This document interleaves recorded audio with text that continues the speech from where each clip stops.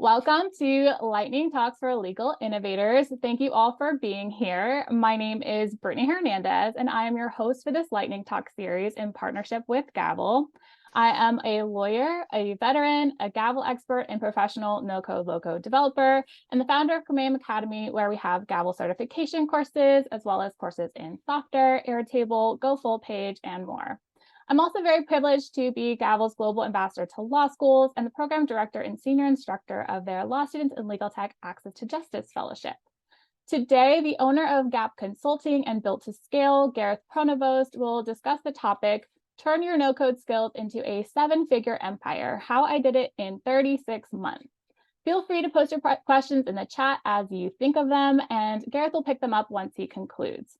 After questions, I'm just going to do a quick wrap up, after which you're free to stay on the call for an optional 5 minutes of speed networking, where I'll invite a few people just to introduce themselves for about 1 minute each. You can just let me or Laura know in the chat if you'd like to introduce yourself during that portion of the call, and we'll be sure to call on you. So I'd now like to introduce today's speaker. Gareth is a well-known YouTuber with over 26,000 subscribers, a no-code consultant, and an educator. His company, GAP Consulting, is one of the leading consulting firms, helping clients from small businesses to Disney, Showtime, and Ticketmaster. Gareth has sold courses teaching thousands of students about how to leverage no-code tools. His latest initiative is to teach other consultants the path he took in growing GAP Consulting into a seven-figure agency via his Built2Scale no-code consulting accelerator, which is available now at a reduced price until July 31st. He hopes to spread true geographic, financial, and temporal freedom with this initiative. Thank you so much for being with us today, Gareth. The floor is now yours. Thank you, Brittany. Thanks for having me. My name is Gareth Pronovost, and I am really looking forward to just talking with you all today about the opportunities that are currently available inside of consulting, specifically with tools like Gavel. Airtable is, I would think, like Gavel adjacent in a lot of ways, and that is one of the tools that I specialize in addition to some automation tools and other software. But what I have found to be true over the last 5 to 6 years is that while these tools are incredibly accessible and very easy for people to get started, they don't always have the capacity and the bandwidth to devote true time to learning and mastering these tools in growing out their own business processes. And so there's a huge demand right now, and I only see this growing in the coming years, for people who really understand how these tools work and being able to come in a almost like an ad hoc basis or consulting basis, come in and help different folks implement these tools inside of their organization. So whether you love Airtable, Gavel, Zapier, Make, anything in between, if there is a tool out there that you are just incredibly passionate about, you know the ins and outs of it, you like to build in it, you like just experimenting and always looking at the newest features. If that describes you, then I think that what we're going to be discussing here today is going to be of incredible value. So how did I build GAP Consulting to what it is today, which is a seven-figure a year consulting business? It all started with education and understanding that my buying habit was similar to the buying habit of other people who were interested in learning about these tools. Specifically, what I think a lot of us do when we are curious about how something works is go to YouTube. And so I went to YouTube, I found Airtable, and I thought, this is a really neat software. I want to go and explore it and learn it better. I went to Airtable, and there was, at the time, zero content out there about it. I think I saw maybe 5 videos or fewer, and I thought, this just doesn't add up. Like, this software is so super cool. There's so much I think I can do with it. I can't really wrap my brain around it. I want to go deeper. And I went where everybody does, to YouTube, found that there was just hardly anything there. So I started building this content myself, and that set us up as a company on our current trajectory. So now YouTube is a lead source for us. We basically get all of our leads inbound to our consulting company from people who initially go to YouTube and say, I'm curious about how to do this thing in Airtable. 70%, by the way, this is an interesting statistic that I just heard the other day, 70% of all YouTube searches begin with how to. And so all of the videos we put out are how to XYZ in Airtable, how to solve this problem, how to solve that problem. And using this methodology, we've been able to create now a library of over 350 videos. We regularly produce content, and we're putting a new piece out in the world at least once a week. Our current cadence is 3 videos a week between our brands, and it's all education.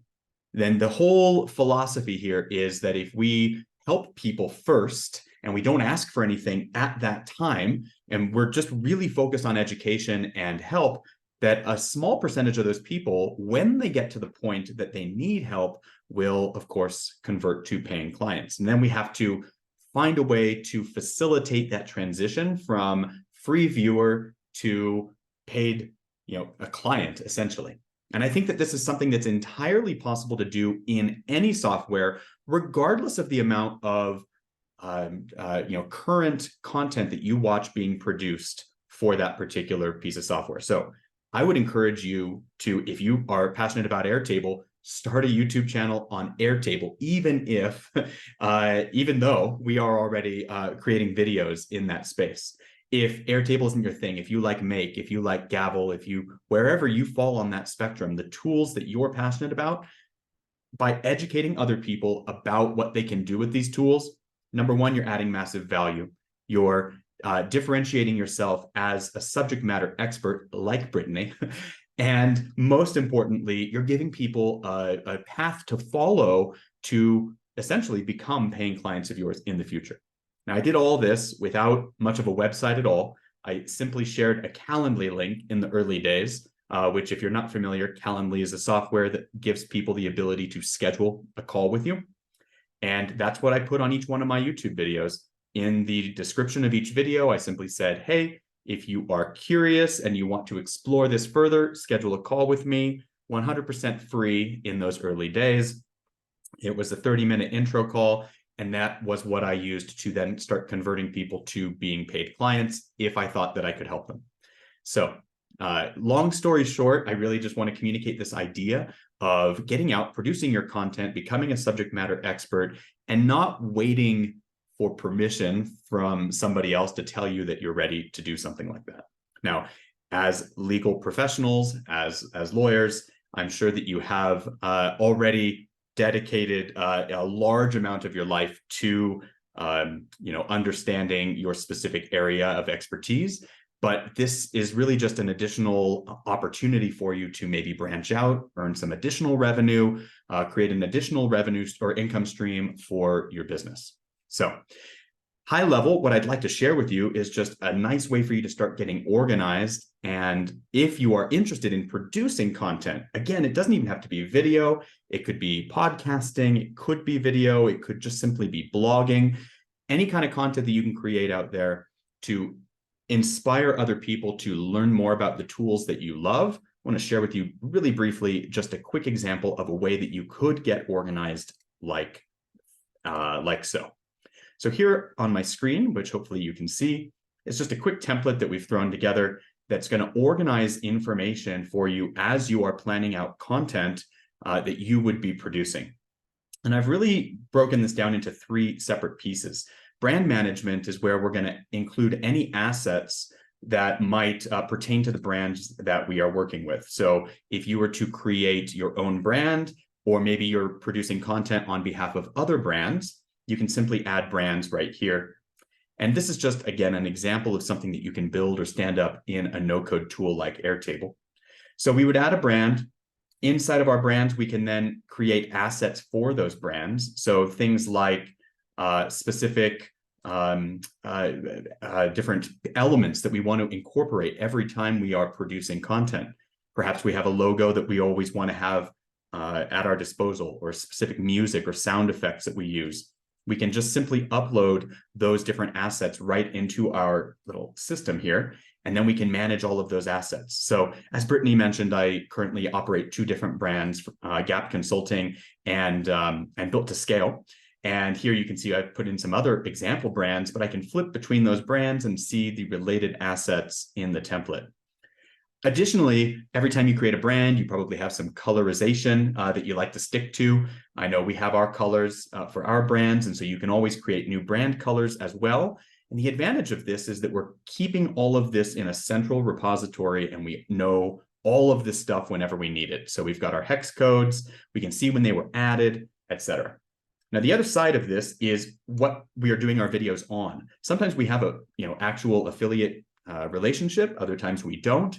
But here we can actually manage our sponsor and partnerships. So you could imagine that I'm working with gardens.com, and we can see who we're working with there, our point of contact, and then we can even store things like contracts right inside here. As Gavel users, I'm sure you would love that feature.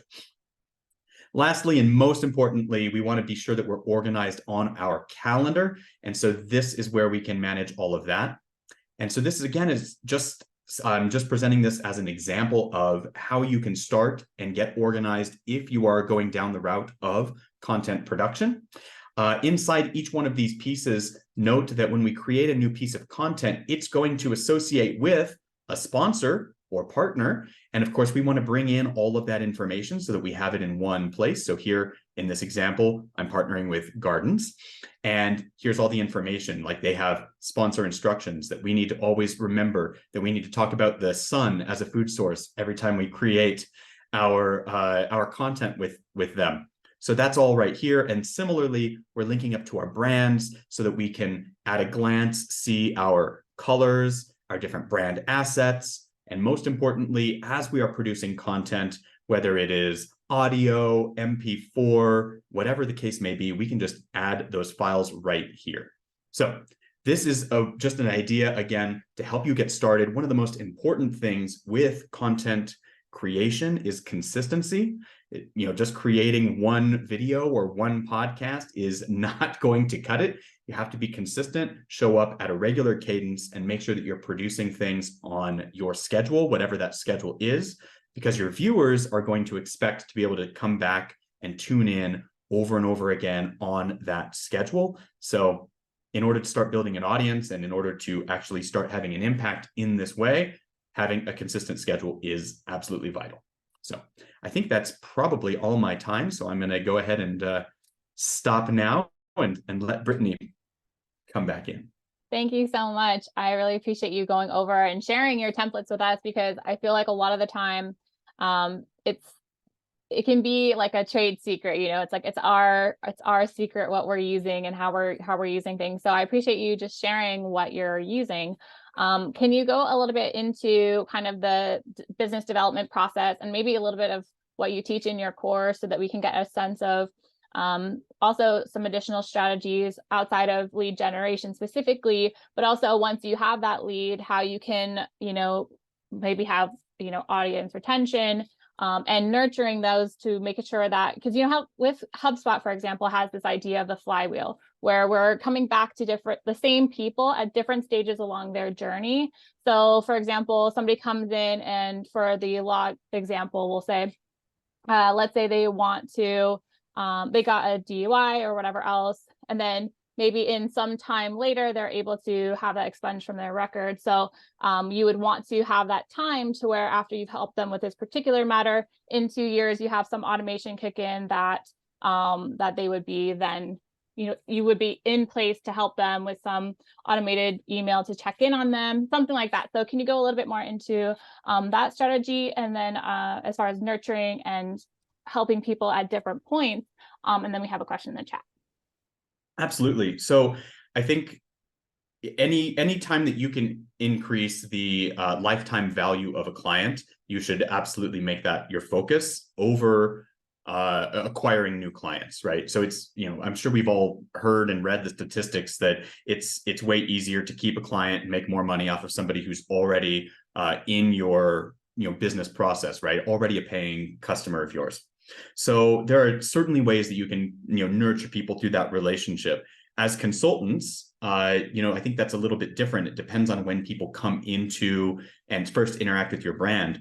In many cases, the first time somebody will interact with us, they could be a VP at Ticketmaster, and they're ready to implement a big project with our team. So we get them going that direction right out of the gate. In other cases, somebody may come up and say, hey, I just need a little bit of understanding. Like, I don't even know if this tool is the right tool for me. Can I just get on a quick call and have a chat? So, and everything in between, right? There's such a wide array. How to, really nurture people in that journey, though, as a consultant, in my opinion, is about being transparent about your different offers and making sure that people know that you can help them regardless of where they are in that journey. Now, this all doesn't get stood up overnight. If you decide you want to start doing software consulting, I strongly recommend that you focus on one element first.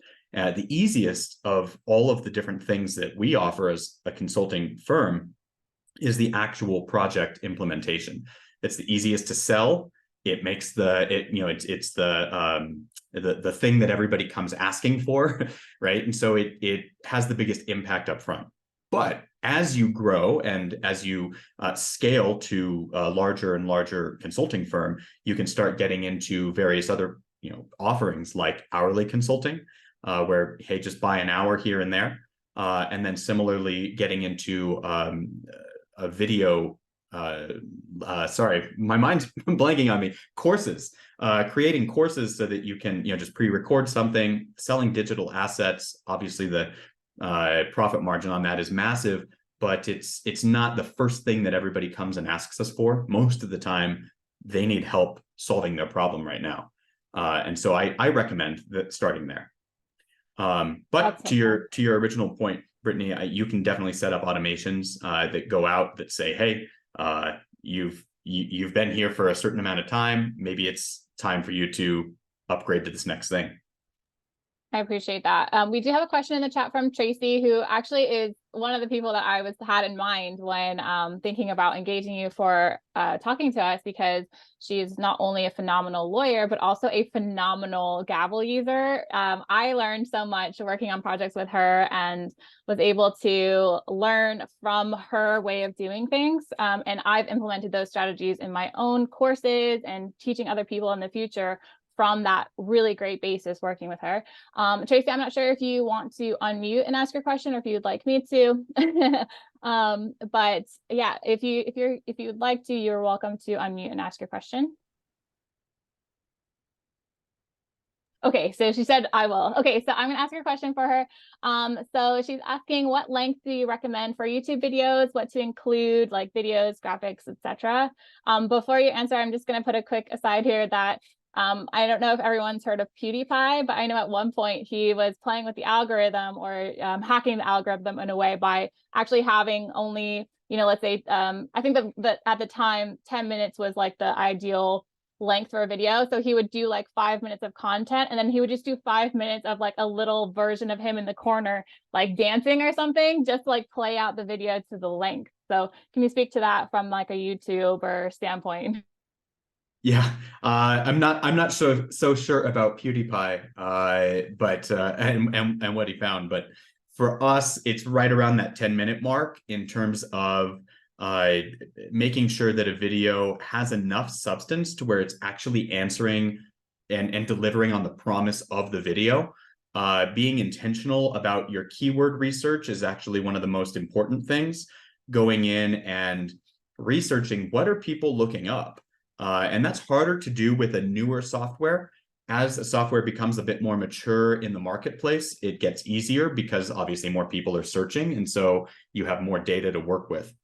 So in the early days, if a software is still very new, what I would recommend is doing things like a getting started video, 5 ways that software of your choice is different from competitor, your software of choice versus competitor software, those types of things where you can really highlight key features and also answer questions for newbies who are coming into the software.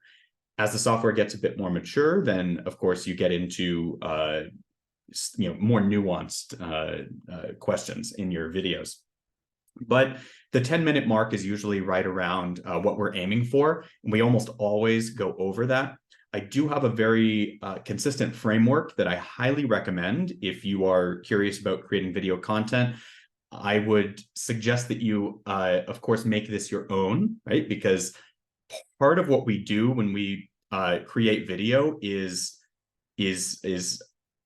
engage with our audience in a way that is quite personal, frankly, and people get to know us. And so you have to make sure, I think it's important to be your genuine, authentic self, because that's going to come across in everything that you put out in the world.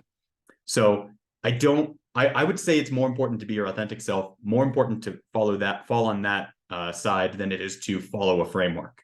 Now, that being said, my personal framework, if it helps to give you, some boundaries or some guidelines, the first 30 seconds of every video is what we consider our hook, where we're saying, this is the problem we're solving, and we're going to get into it. And, it's really about making sure that the person who's watching knows what they're going to get in the video. And that's it. Like, it's just real quick. So if it was a video that I was doing on, getting started in Airtable, I would say, hey, if you just found Airtable for the first time in 2023, you probably feel a little overwhelmed. There's a lot going on. This is exactly what we're going to talk about in this video. Let's get into it, like super quick.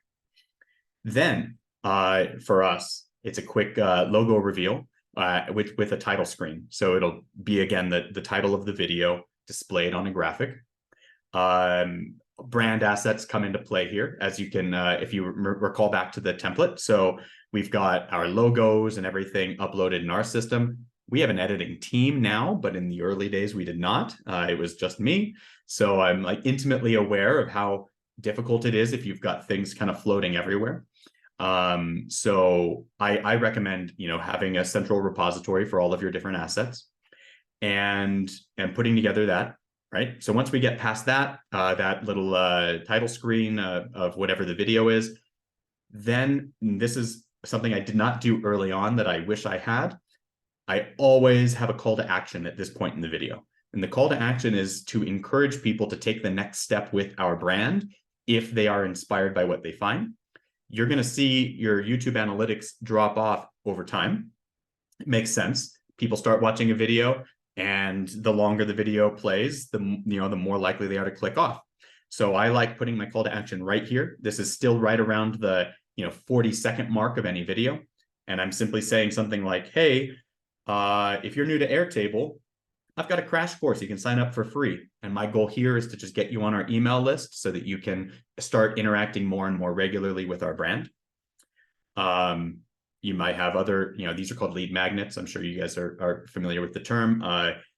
Basically something that you're giving away in exchange for that email address, or you might even go for a small sale, like sell a $10 template, or who knows.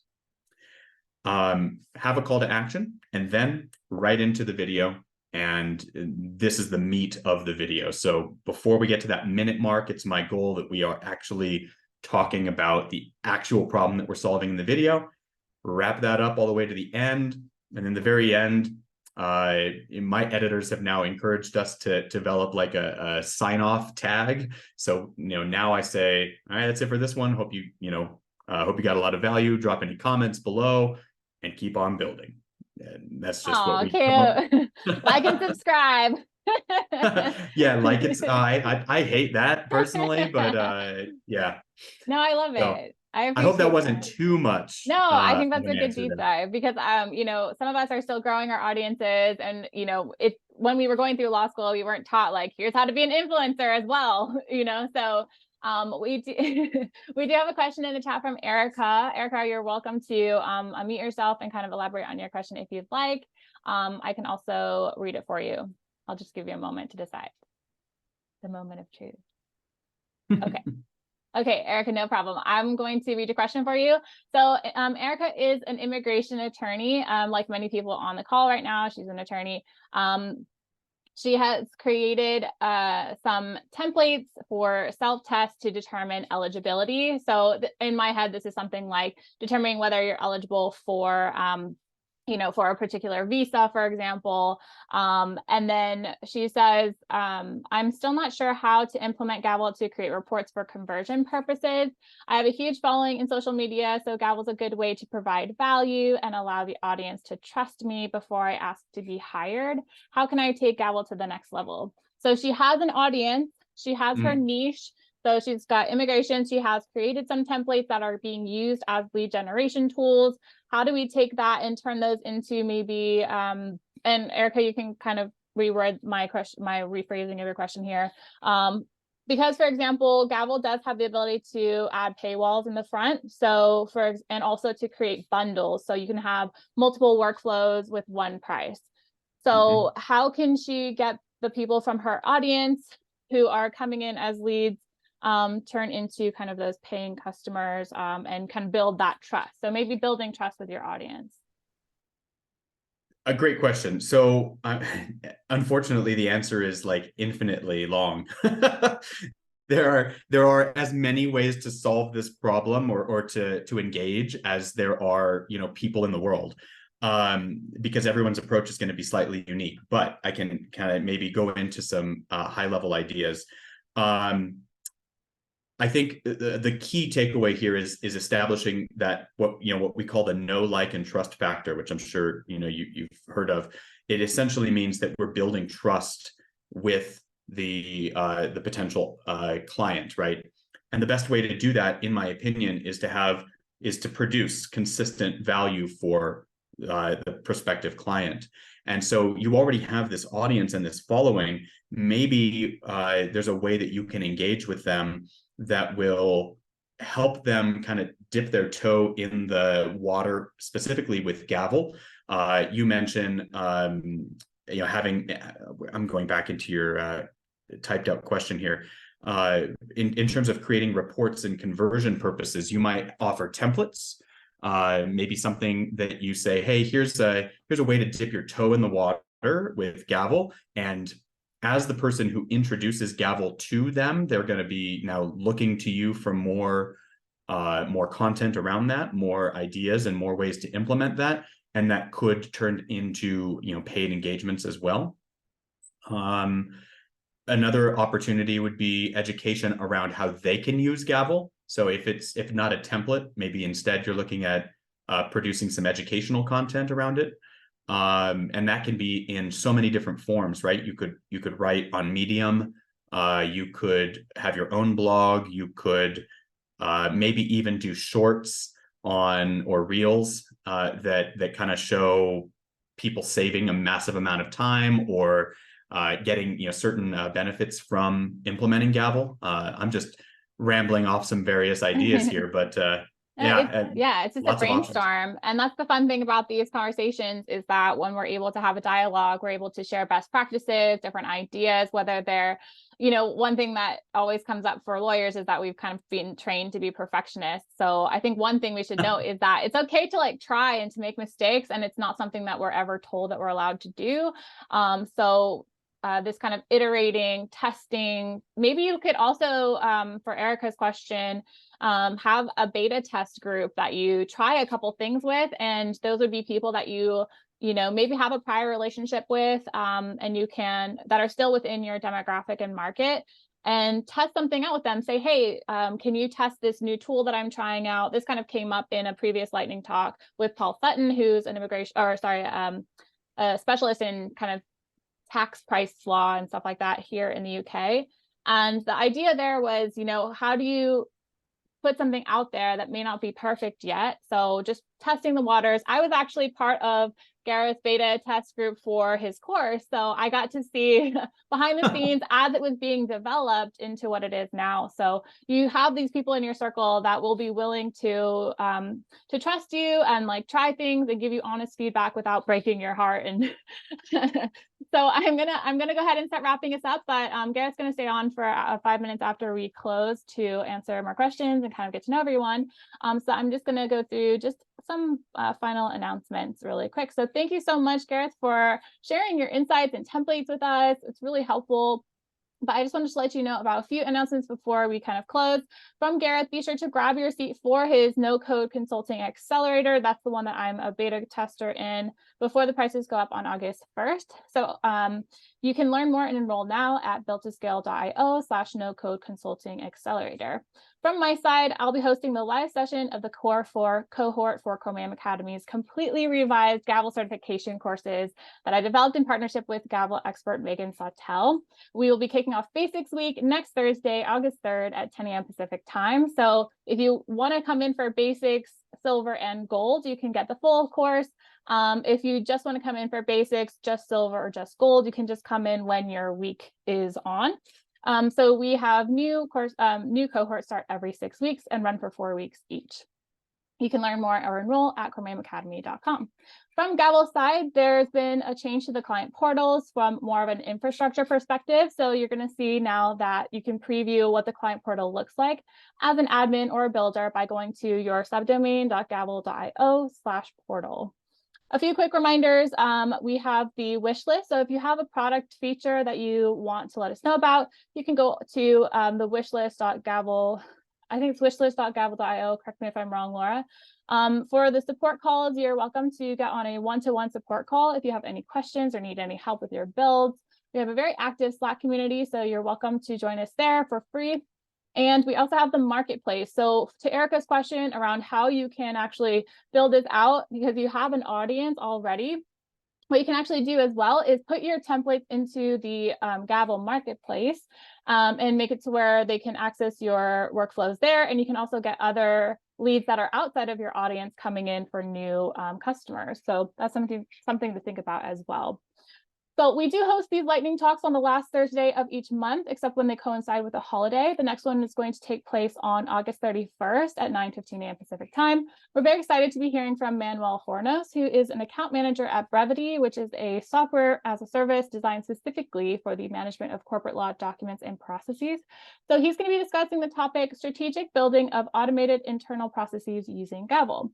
You can register for that and future lightning talks on the Eventbrite page. So that concludes the main portion of our lightning talk for today. A big thank you to Gareth for sharing his insights with us.